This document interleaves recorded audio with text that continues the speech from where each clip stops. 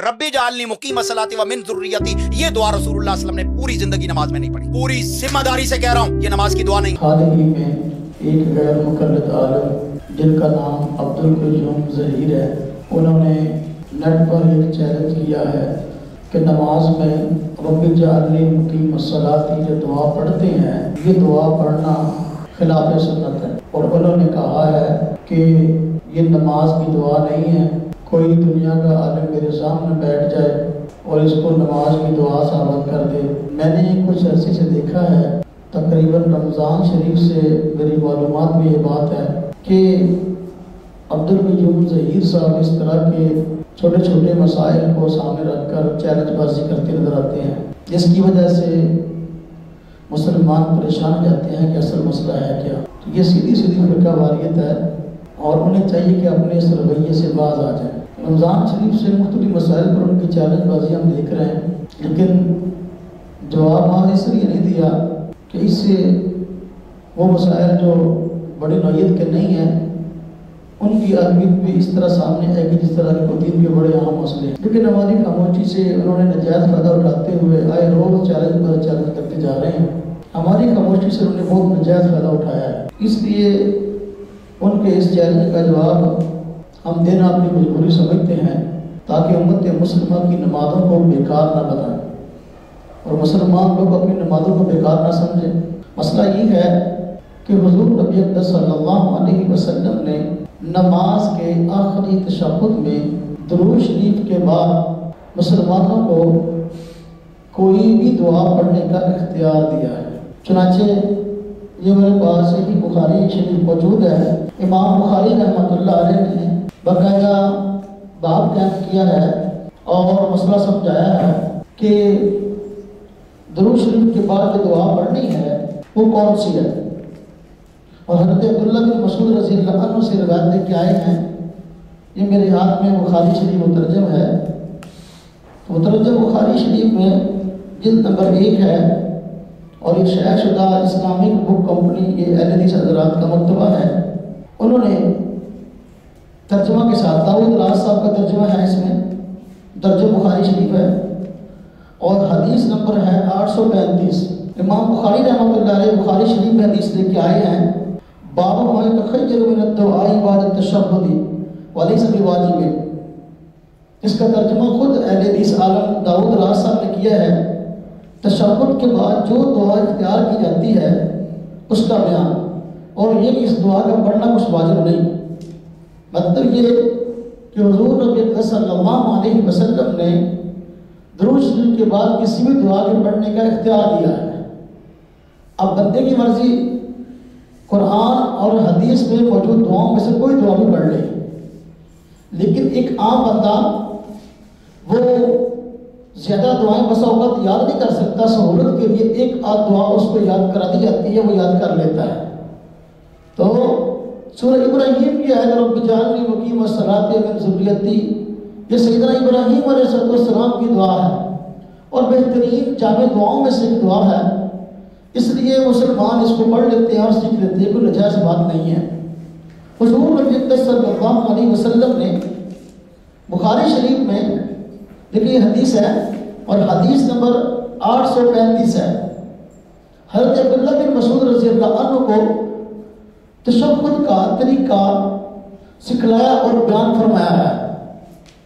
تو تشہد کا طریقہ اور الفاظ سکھانے کے بعد آپ نے فرمایا ثم لیتخیر من الدعاء اعجبہ الیہ فیدعو. یعنی نماز پڑھنے والا جو ہے وہ درود شریف کے بعد اس کو دعا کا اختیار ہے، اسے جو اسے پسند ہو وہ کر لے. کیا فرمایا؟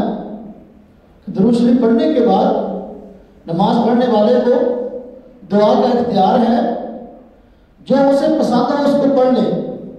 اب حضور نبی پاک صلی اللہ علیہ وسلم نے فرمایا کہ جو دعا اس کو پسند ہو اس کو پڑھ لے.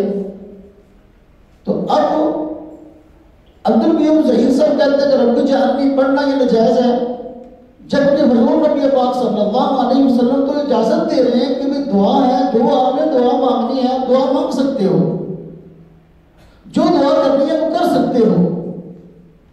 تو یہ کہتا ہے یہ قرآنی دعا ہے، اپنا جو یہ نماز کی دعائیں نہیں ہے۔ حضور نبی پاک صلی اللہ علیہ وسلم نے جب ایک دعا متعین نہیں فرمائی، کوئی بھی مانگ لے، تو جو بندہ آسانی کے لیے اگر ایک اپنے لیے اختیار کر لیتا ہے تو اس میں اعتراض کس چیز کا ہے؟ تو کہتے ہیں کہ حضور نبی پاک صلی اللہ علیہ وسلم نے نہیں پڑھی، تو آپ صلی اللہ علیہ وسلم نے مختلف دعائیں پڑھی ہیں اور آپ نے امت کو اختیار دے دیا ابھی کوئی بھی دعا پڑھ لو۔ اب دعا عربی ہے، قرآن کی آیت ہے، تو پڑھنے اس میں حرج والی بات کیا ہے؟ حضور نبی پاک صلی اللہ علیہ وسلم نے اختیار دیا، یہ آپ کا فرمان ہے، اس پر آپ اعتراض کرنے والے کون ہوتے ہیں؟ یہ دیکھیے میرے ہاتھ میں یہ نماز مصطفیٰ ہے، یہ ابھی چھپی ہے، لکھنے والے عبدالخالق صدیقی صاحب ہیں، مشہور غیر مقلد عالم ہیں۔ انہوں نے بھی یہ نماز مصطفیٰ کا صفحہ نمبر 414 اور 15 ہے، تو انہوں نے کہا ہے کہ اتحیات کے بعد جو دعا زیادہ پسند ہو وہ کرو۔ اب انہوں نے بھی یہ حدیث نقل کی ہے، سنن نسائی کے حوالے سے نقل کی ہے، تو دیکھ لیں کہ جو پسند ہے وہ کر لو۔ اسی طرح یہ مشہور غیر مقلد عالم زبیر رضی صاحب ہیں، ان کی کتاب بھی ہے نماز نبوی، اس کے اندر بھی انہوں نے اختیار دیا ہے کہ جو دعا کرنی ہے وہ کر سکتا ہے۔ یہ نماز نبوی ہے، صحیح نماز نبوی کے نام سے، صفحہ نمبر اس کا 25 ہے۔ صفحہ نمبر 25 میں انہوں نے کہا ہے کہ جو دعا مانگنی ہے بندہ مانگ سکتا ہے۔ دیکھیں کہتے ہیں پھر اس کے بعد جو دعا پسند ہو عربی زبان میں پڑھ لے۔ یہ زبیر رضی صاحب کی یہ صحیح نماز نبوی ہے، تو اس کے اندر بھی یہ بات ثابت ہو گئی۔ یہ میرے ہاتھ میں نماز نبوی ناصر البانی صاحب کی ہے، جس کا عربی نام صفت الصلاۃ النبی صلی اللہ علیہ وسلم ہے۔ اس نماز نبوی کے اندر بھی یہ صفحہ نمبر 248 ہے، یہ اہل حدیث تعلیمی و رفائی سوسائٹی یوپی انہوں نے چھاپی ہے۔ اس میں انہوں نے کہا کہ بھائی درود شریف کے بعد جو دعا اختیار کرنا چاہو کر سکتے ہو۔ تو جب تمہارے بڑے بھی یہ بات لکھ چکے ہیں کہ جو دعا پڑھنی ہے پڑھ لو، تو مہارت میں جانی پر اعتراض کرنا بنتا ہی نہیں ہے۔ اب کئی ایسی کتابیں اہل حدیث علماء کی موجود ہیں جس میں خود انہوں نے تشہد کے بعد پڑھی جانے والی نماز کی دعاؤں میں رب جعلنی کا ذکر کیا۔ یہ میرے ہاتھ میں کتاب ہے قد قامت الصلاۃ، کتاب کا نام ہی ہے، خواجہ محمد قاسم صاحب لکھنے والے ہیں۔ اس میں انہوں نے باقاعدہ تشہد کے بعد دعاؤں میں رب جعلنی مقیم الصلاۃ کا ذکر کیا ہے۔ رب جعلنی مقیم الصلاۃ قد قامت الصلاۃ کتاب کے اندر اس کو ذکر کیا، اس کا صفحہ نمبر 438 ہے، اب دیکھ لیں۔ اسی طرح یہ کتاب میرے ہاتھ میں ہے جس کا نام تعلیم الصلاح ہے، عبداللہ روکڑی صاحب کی کتاب ہے، تعلیم الصلاح عبداللہ روکڑی صاحب کی کتاب، اس کا صفحہ نمبر 37 ہے۔ اس میں بھی انہوں نے تشہد کے بعد پڑھی جانے والی دعاؤں میں رب جعلنی مقیم الصلاۃ کا ذکر کیا ہے۔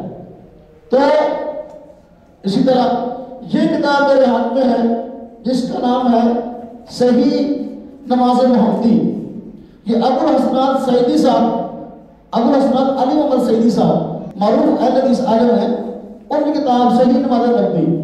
اس صحیح نماز نبوی کا صفحہ نمبر 77 ہے، اس میں بھی انہوں نے نماز کی دعاؤں میں رب جعلنی مقیم الصلاۃ اس دعا کا ذکر کیا ہے۔ اب نماز نبوی کا مطلب یہ کیا ہے؟ حضور نبی پاک صلی اللہ علیہ وسلم کی نماز۔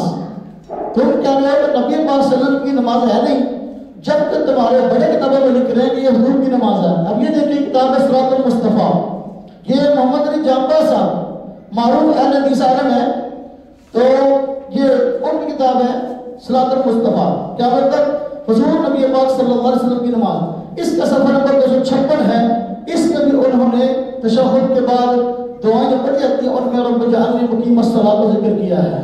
تو معلوم ہوا کہ رب جعلنی مقیم الصلاۃ یہ نماز کی دعائیں نہیں ہے، تو پھر اس کو نماز کے اندر، یہ نماز کی کتاب ہے، حضور کی نماز بتائیے اس کو کیسے ذکر آ گیا اس کا؟ تو معلوم ہوا کہ رب جعلنی مقیم الصلاۃ دعا پڑھ سکتے، اس میں حرج والی بات کیا ہے؟ اسی طرح یہ دیکھیے میرے ہاتھ میں کتاب ہے نماز محمدی، یہ معروف اہل حدیث حضرات کا ادارہ ہے جس کا نام دارالسلام ہے۔